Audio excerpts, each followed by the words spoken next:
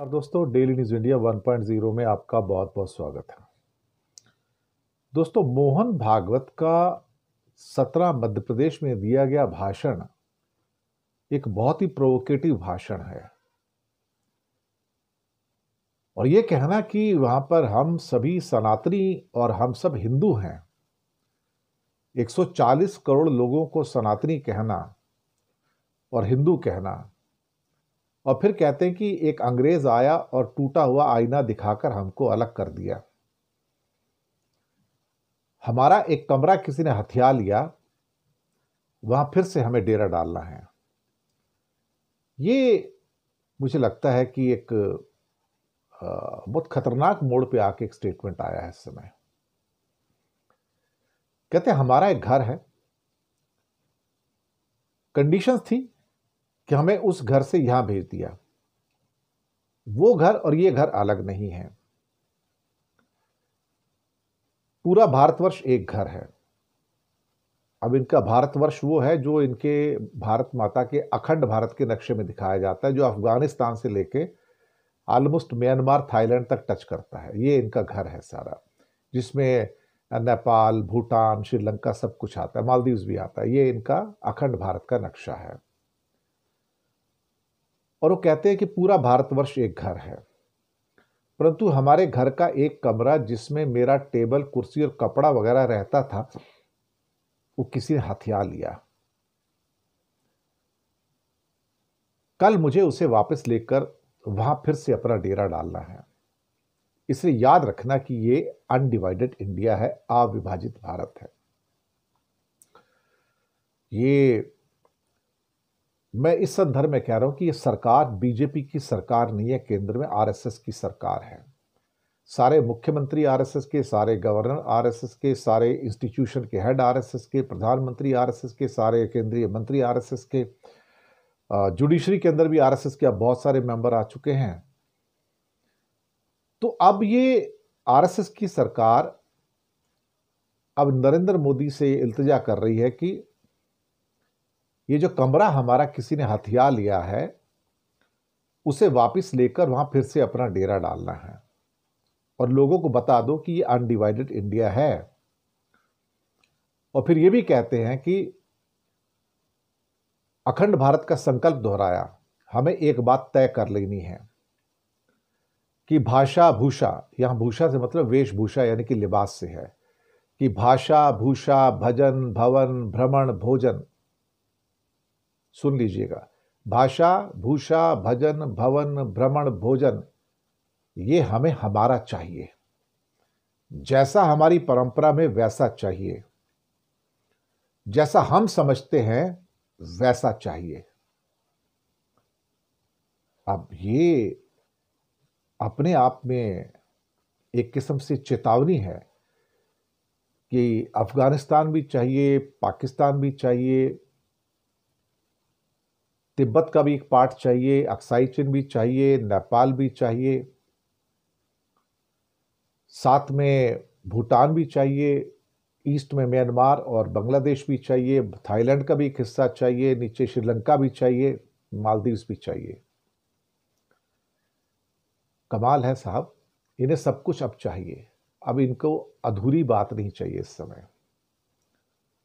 मैं भी जब इसको पढ़ा तो हैरान हुआ कि मैंने कहा ये एक किस्म से ऐसा लगता है जैसे आदेश है, ये केंद्र सरकार को आदेश है कि अब तुम हमला करने को तैयार हो जाओ और हमें ये वापस लेना है, कि हमारा एक कमरा किसी ने कब्जा लिया है, इसे वापस लेना है।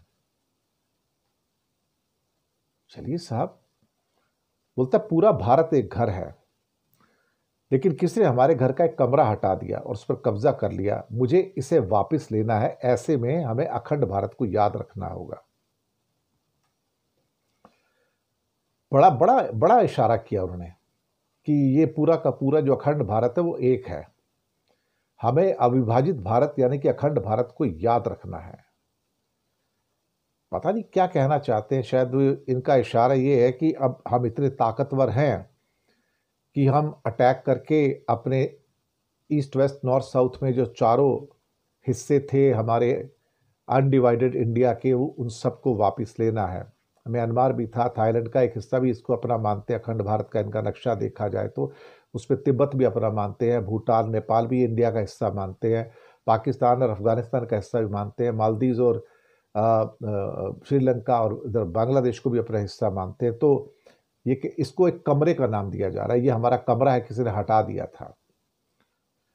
अगर ये संदेश है या आदेश है, इसे क्या कहा जाए, लेकिन इससे आपको उस एजेंडे का तो पता लग ही जाएगा जिस एजेंडे पे ये चलना चाहते हैं, और जिस एजेंडे के ऊपर चलकर ये शायद अब ये यहाँ पर पीओके की बात नहीं कर रहे हैं। मैं आपको पहले बता दूं कि ये पाकिस्तान ऑक्युपाइड कश्मीर की बात नहीं कर रहे हैं, ये पूरे पाकिस्तान की बात कर रहे हैं। ये उस पाकिस्तान की बात कर रहे हैं जिसमें बांग्लादेश भी उसका एक पार्ट था एक्चुअली। और ये शायद 1962 में उस अक्साई चिन की भी बात कर रहे हैं जो अभी चाइना के कब्जे में है, और ये म्यांमार की भी उस हिस्से की बात कर रहे हैं जिनको वो चाहते हैं कि हमारे में आना चाहिए, और अफगानिस्तान को भी अपना मानते हैं। उसमें कहते हैं कि गंधार काबुल तो हमारे थे पहले। तो ये इन्होंने अपना इरादा जाहिर कर दिया है, और मोदी सरकार से जो सरकारी अंग है उनका आरएसएस का, वो सरकार तो आरएसएस की है ना, उनसे कह दिया है कि अब बाई हुक और बाई क्रुक तुमको वापस इसको लेना है। संदेश बड़ा क्लियर है कि अखंड भारत का समय आ गया है, तो अब अपनी आप हो सकता है कि तैयारी कर लो।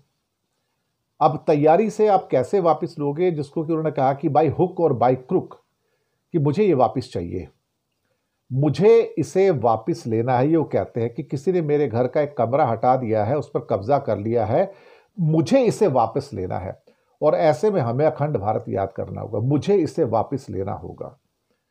ये इसे मैं क्या कहूं, इसे सरकार के लिए एडवाइस कहूं, सरकार के लिए चेतावनी कहूं, या फिर मैं जो हमारे ईस्ट वेस्ट नॉर्थ साउथ पे जो पड़ोसी देश है उस पर मैं कुछ कहूं। और बार बार कहना कि हम सभी सनातनी हैं, हम सभी हिंदू हैं। अगर सभी सनातनी हैं, सभी हिंदू हैं, तो फिर मस्जिद क्यों तोड़ी जा रही है? पूजा स्थली तो अलग है फिर। तो इरादे कुछ मुझे नेक नजर नहीं आ रहे हैं। मुझे लगता है आने वाले दिन शायद हमारे लिए काफी ज्यादा परेशानी वाले हो सकते हैं, क्योंकि जो इरादे मोहन भागवत साहब ने जाहिर किए हैं वो इस बात की ओर इशारा कर रहे हैं कि हमें किसी भी रूप में अपना खोया हुआ कमरा वापस लेना है। ईस्ट वेस्ट नॉर्थ साउथ के जितने भी हमारे कमरे हैं सब वापस लेने हैं, और जो अखंड भारत की तस्वीर है उसको वापस हमको लेकर आना है।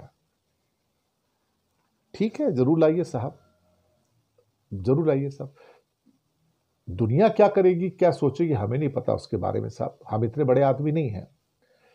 लेकिन हो सकता है भागवत जी आपकी और नरेंद्र मोदी की इतनी ताकत हो, राजनाथ सिंह डिफेंस मिनिस्टर के साथ मिलकर कि आप इस समय शायद उस पोजीशन में आ गए हैं कि जहां पर आप तिब्बत के ऊपर कब्जा कर सकते हैं, अक्साई चिन पे कर सकते हैं, या बाकी आप पाकिस्तान बांग्लादेश पे कब्जा कर सकते हैं, नेपाल पे कर सकते हैं, भूटान पे कर सकते हैं, या म्यांमार पे कर सकते हैं, तो अफगानिस्तान के हिस्से पे कर सकते हैं। तो ठीक है, कोई बात नहीं। जैसे जैसे होगा, हमारा काम तो रिपोर्ट करना है, हम आप तक खबर पहुंचाते रहेंगे, यही हमारा काम है और कोई काम नहीं है।